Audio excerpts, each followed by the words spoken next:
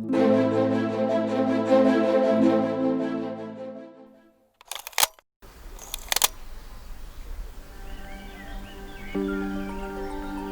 these unprecedented times, technology has allowed us to work, educate, and live emotions, although physically distant.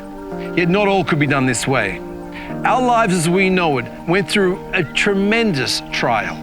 Does it come as a surprise to you that 90% of Western Balkan citizens see coronavirus as a threat to their national economy, whereas only 70% see it as a threat to themselves personally? Well, I'm not surprised that the fear of losing one's job is greater than actually getting the virus, especially when we know that the unemployment is on the rise in the region as we brace ourselves for a recession. More than 90% of the people see measures taken to stop spreading the virus, such as self-isolation, quarantine for the infected, and the use of masks and gloves as effective.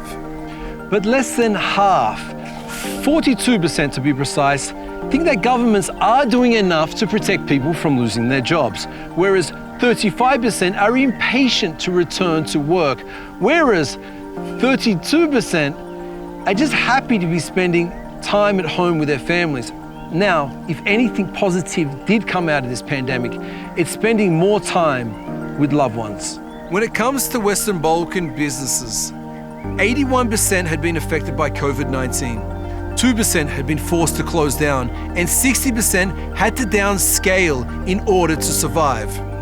Now, on the other hand, 38% declared problems with supply chain, which I suppose would have been an even bigger issue had the region not succeeded to open green corridors.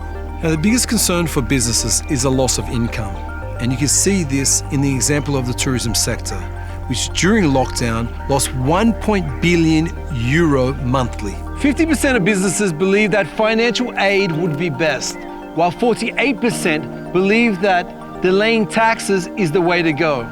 To conclude with, 1/4 of businesses are not confident they have the resources to make it through the coronavirus outbreak. Although 5% already report firing their staff permanently, in the Western Balkans, there is still a dash of optimism, with 41% of businesses are confident that the economic situation after the COVID situation will be positive.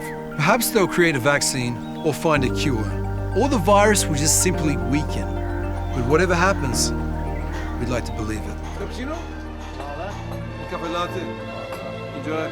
I'm Rashad Strick, the owner of the Ministry at Chafe, a small coffee shop in Sarajevo.